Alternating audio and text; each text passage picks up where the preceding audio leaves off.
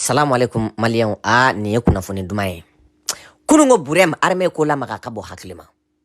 mɔgɔ y'an wele fan bɛɛ fɛ cɛ dɔ yɛrɛ ne wele sɔgɔmada a ko ale ka ɲɛgɛn kɔgɔ de bina n ko cogo di ko kisɛ ma ɲɛgɛn sɔrɔ dɛ bon ma ɲɛgɛn sɔrɔ ça fait ko avion kun bɛ ka fɛn dɔw la maka kunungo sanfɛ ko san pɛrɛn kɔ filanan ta la depuis burem kɛra burem ye diɲɛ kɔnɔ olu ma deli ka ne mugu ɲɔgɔnna mankan mɛn o kulo la hali film na k'u ta ye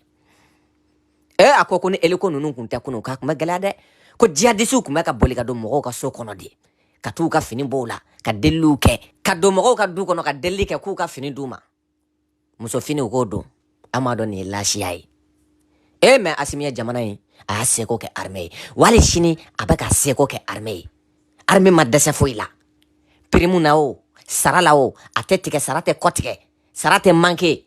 wa ni min tora la ala kan u kisi ka anw yɛrɛ kisi ka population kisi o somɔgɔw kɔfilɛ bɛ kɛ olu la Mali kun famara ni ɲɔgɔnna ma dɛ nin y'a daminɛlen dɛ armée ma jɔ kuma si Mali armée tɛ kuma de fɛ baara ni résultat an y'a faamu maa jugu bɛ fɛ ka hakilina min don population kunkolo la kan an n'an ka marabagaw k'an fara ka bɔ ɲɔgɔn na ka wo don ani ɲɔgɔn cɛ pour que jamana bɛ se ka dafiri cogo min ka o wɛrɛ bɛ se ka kɛ diɲɛ bɛ se ka yalana nka ni ala sɔnna a ma Mali armée maliden bɛɛ lajɛlen maliden ɲuman bɛɛ lajɛlen dɛ n kan b'o de ma bɛɛ bɛ Mali armée kɔ ni y'u dabara mankan mɛn Asimi ye jamana feere a dalen no colonel climatisé de la ka kɛlɛ jumɛn kɛlɛ ye diɲɛ kɔnɔ ko maa ma to a la puissance dɔ fɔ n ye diɲɛ kɔnɔ ko a delila ka kɛlɛ dɔ kɛ depuis première guerre mondiale deuxième guerre mondiale ko ka n'a bila bi la ko a ka jamana soldaw caman ma sa k'u ma degun sɔrɔ kɛlɛ foyi tɛ diɲɛ kɔnɔ ko jamana y'a kɛ k'i ka soldaw caman ma sa soit k'i ma degun wɛrɛw sɔrɔ a la ne kɛlɛ imposé kunna i bɛ kɛlɛ kɛ de première guerre mondiale France soldat joli sara France ye degun joli sɔrɔ deuxième guerre mondiale bɛ ten hali an bɛ diɲɛ min kɔnɔ la yan sisan nɔ Russie ni Ukraine ka kɛlɛ filɛ nin mais Russie ba joli mɔgɔ ba joli Ukraine ye mɔgɔ ba joli mais est ce que kɛlɛ ta la ka kɛ wa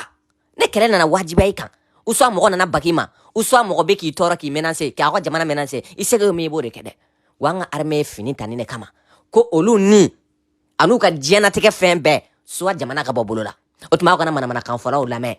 armée bɛ yen anw de ye aw kana sɔn u ka n'an ka armée bila ɲɔgɔn na u ka objectif ye o de ye sinon u ka dugu dɔ yira n na ko degun dugu dɔ delila ka guerre kɛ diɲɛ kɔnɔ k'a ma degun sɔrɔ a ka soldaw ma sa ni réseaux sociaux haramu alors u bɛ fɛ ka don a hakili la de k'an tɛ s'u la ko ni tubabuw tɛ k'an tɛ se ka kɛ foyi ye ko ni Côte d'Ivoire ni fɛnw ka CEDEAO ni fɛnw ka dɛmɛ tɛ ko Mali kelen tɛ se k'a kɛ manamanakanw de don ka se ka aw tigɛ aw ka jamana yɛrɛ la n balima a ye sɔrɔsiw dɛmɛ ni dugawu ye sisan ne anw kan k'u soutenir k'a yir'u la k'a fɔ ko jama b'u kɔ sinon ne min y'a baden i tɛ t'u bɔ kan kɔnɔ Ogosagu kan Gundam kan Ber kan Menakan kan a tɔ tora kan 3 dɔrɔn de Aguelok ni Tesaliti ni Kidal n'an y'o minɛ sisan an b'an mamuso ka ganforo la MINUSMA taara ka ban anw ɲɛ n'olu ɲɛ a bɛna dɔn k'a fɔ Sumala ba ye nɛrɛ ye donc aw kana aw tulo don politique mɔgɔw ka kumaw ni manamanakanfɔlaw ka kow la jamana a bɛ jɔ de wa ni kɛlɛ kelen baga kɛra ma an bɛ ni kɛlɛ kelen kɛ ka ni kɛlɛ kelen gagner de Serge Daniel a ma foronto nin yan RFI munna u da tɛ ka don nin kuma la France 24 munna u tɛ ka nin fɔ ko Mali armée bɛ ka jugu bunte su ale n'a tile u tɛ kuma de baara dɔrɔn ka taa politique mɔgɔ minnu bɛ piriti parata k'a fɔ la élection a donna tan sisan de an bɛna dɔn min ye min ye an tɛ maa si to yen nɔ i ka jamana ci n'i ka waleya jugu ye jamais de la vie sinon u tɛ nin bila dɛ fasoden ɲumanw an t'an ka armée ka baara lajɛ sa ala ka barika don nin cɛ ninnu na ani nin muso ninnu na ala ka barika don ninnu na hali bi an ka dugawu b'a ye a ye taa fɛ dɔrɔn a politique kan fɔ n'a manamanakan fɔ min bɛna da u kan yan nɔ walahi bilahi a tɛ lakale kulo la siɲɛ 2 an ka Mali armée baara ba de kɛ burɛn bi Allahu akibaru o de y'an bila an nisɔn ka di bi o de y'a bila an nisɔn ka di bi très bien an nisɔn ka di bi parce que armée baara de kɛ Assalamu alaikum à tous. Je porte le maillot du Mali, je le sais. Pourquoi? Parce que c'est une fierté pour l'Afrique. Ce maillot est une fierté pour l'Afrique noire. Il a ouvert les yeux aux Africains. Le Mali a ouvert le chemin aux Africains. Malgré an ka hakɛ t'an bolo mais hakɛ bɛna parce que Hachim nana an b'u kɔfɛ dɛ fo jamana in ka jɔ sen ɲuman kan dɔ kɛra. Vous êtes interpellé à jamais. Les difficultés, nous ne devons jamais avoir peur de gérer les difficultés. Il va toujours avoir des difficultés aujourd'hui, demain, même après-demain. Mais nous devons pouvoir les résoudre, quelles que soient les difficultés, quels que soient nos différends. Parce que nous devons sauvegarder l'intérêt qui est l'intérêt national. C'est le plus important. Et rappelez-vous, je suis jeune au même titre que vous. Et si j'échoue, c'est toute la jeunesse malienne qui a échoué. Farafina Poutine. Goïta. Assimi. Moi Toriga Mangama tira sama balika Mikila. Goïta. Filanan dalen bɛ mun na an ka jamana tɛ kɛ batɛmɛsira ye bilen n'a ka di mɔgɔ min o bɛ don ni mun ka da bɛ bɔ n'a tɛ sira mɔgɔ la o bɛɛ bɛ dabila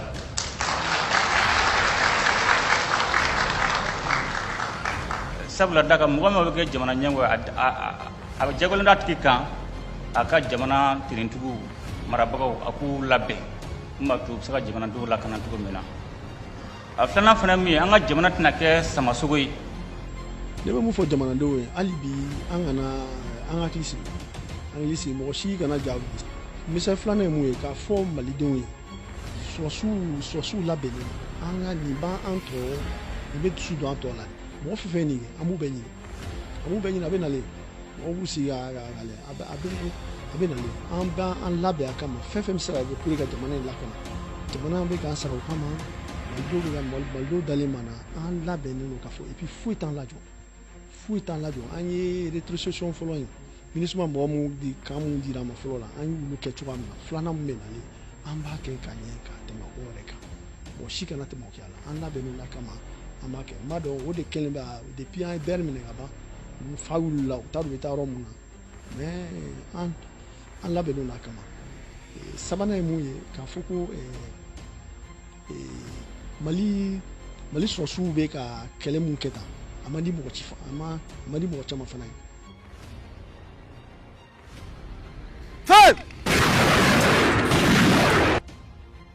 Assalamu alaikum groupe journal Gawsu nga foli bawe bi woni mogonu o bi nyine ga muso ka so minu la de duguni be bora ko parce que o bolla ga do dugu kona o bi ga do so kona de muso fana kele me ka furana ta ga jo dala de mama mun na e ba bodi e ba furana yere yoro mu sirlen don ka kungolo bo ka no bi kadi non l'armali doit continuer comme ça l'armali kan ka to ni ka num bar ndor ndeke c'est pour la don accordé nous avons idée mana kan doron obi ka an douce bon ante sorazi obi ni ga an faka douce kasinadi sorazi sorazi kan ga ke ni barale sorazi ga bare ni yu sorazi kan ga yurula aw doron tese ka mo faka poreya aga wido dade fo be bolla ka do obi ga do gankor la ka tila ka do soko nay ku be mine kilen ka tu kantike fuaru koni awi coba bala depuis dera 9h30 masanci kande ya an lakunu 9h30 wati kisa mi yoro na ayere tuguli do mi so kono de askile ndo so kono da sega bo ga alhamdulillah mbala tano duguga nga che faru mbolo no ya nga sora so dugu bolo lude ka taga sigi ke ka lakana sabati dugu kono andu yaye kuna kundira marfatigi jokulu fe ko dugu bolu ga mara konna la o kuma e ko deola o kuma e konti chenkele ta dugu ba nga fama de bolo ana kele te de unde bolo ni ana sora so dugu bolo de bolo anya bolo la lude bu kamo bolo kono bi taga sigi na walo de bi marfanci kana bu ke ka munun do na dugu kono bu de ke bu ni dugu kono sisan sayre dugu bi an ka sɔrɔ so de o de la an b'a la tanu mais ni mankan ye a daminɛ na wagati jumɛn na a daminɛ na 9h30 waati i b'a dɔn depuis dugu jɛra 6h37 avion tɛmɛna ka taa gosili kɛ san fila na bon an yɛrɛ hakili la ko o kun y'a bannen mais 9h30 waati an ɲɛ b'a ye u commencera ka checkpoint attaquer ka don dugu kɔnɔna la quoi bon heureusement sɔrɔsiw checkpoint ninnu kan olu fana ye riposte engagé depuis o la an ka sɔrɔsiw ma sigi jɔlen don u bɛ kɛlɛ la fo kana se nin waati in na sisan kɔni an bɛ waati min na marifanci kan a dɔgɔyara dɔɔni i bɛ kelen n'o de mankan mɛ n'o tɛ a dɔgɔyara dɔɔni. dugu kɔnɔna la est ce que mɔgɔw bolo fɛnw tiɲɛna wa ou bien mɔgɔw bɔnɛna u ni na wa dugu kɔnɔ wa. bon sisan an tɛ se ka foyi fɔ la parce que an bɛ sokɔnɔna o la mɔgɔ si ma bɔ fɔlɔ an ma bɔ kɛnɛma pour que k'a dɔn ni tiɲɛni ni fɛn minnu kɛra hali sisan an bɛ sokɔnɔnaw de la ni mɔgɔ min sera ka fɛn min fɔ i b'a fɔ peut-être i ɲɛ b'a la fenêtre de fɛ n'o tɛ bɛɛ sokɔnɔna de la an b'a dɔn yɛrɛ mun kɛra fo n'an bɔra kɛnɛma de an bɛ se k'a fɔ ko nin hakɛ de kɛra nin de kɛra nin kɛra hakɛ de sara n'o tɛ an bɛ kɛ k'a mɛn ko u ye dɔ ninnu minnu nana attaquer k'u ye caman fɔ o la mais an bɛ kɛ k'a mɛn de mais an m'a ye fɔlɔ fɔ an ka bɔ kɛnɛma. mais e dun y'a dɔn cogo di k'a fɔ ko sebaya bɛ Sardarasulakaw de bolo. ne y'a dɔn ko sebaya b'u bolo parce que an jɔlen bɛ yɔrɔ min na an bɛ sokɔnɔna min na an bɛ kɛ ka yeli kɛ fenêtre de fɛ an ɲɛ b'u la u b'u ka mobile kɔnɔ va et vient la i m'a faamuya donc an ɲɛ b'a la fɛnɛ u ye yɔrɔ fɛn o fɛn tigɛ parce que k'an yɔrɔ ninnu ni yɔrɔ caman bɛ u y'a tigɛ mɔgɔ tɛ ka gɛrɛ yen yɛrɛ kuma tɛ i ka fɛn ɲɛ la ɲɛ b'a la ko o yɔrɔ ninnu bɛɛ b'u bolo olu de bɛ o yɔrɔ ninnu bɛɛ la o de la n y'a fɔ ko sebaya b'u bolo.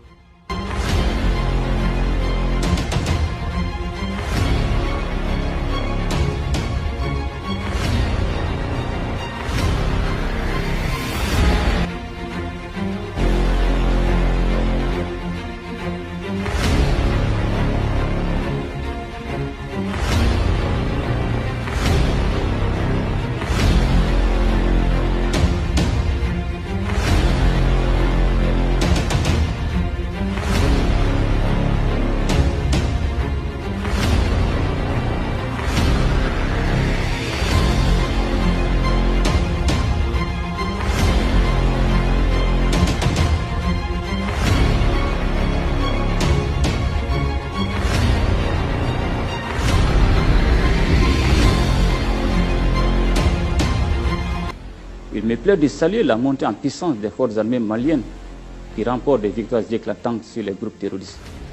Ces derniers, dans leur dépendance, n'ont d'autre stratégie que de s'attaquer aux paisibles citoyens, sémant la mort et la désolation dans certaines localités. Ils doivent cependant comprendre que les forces armées vont continuer leurs offensives pour les traquer partout afin de ramener la paix et la culture sur l'ensemble du territoire.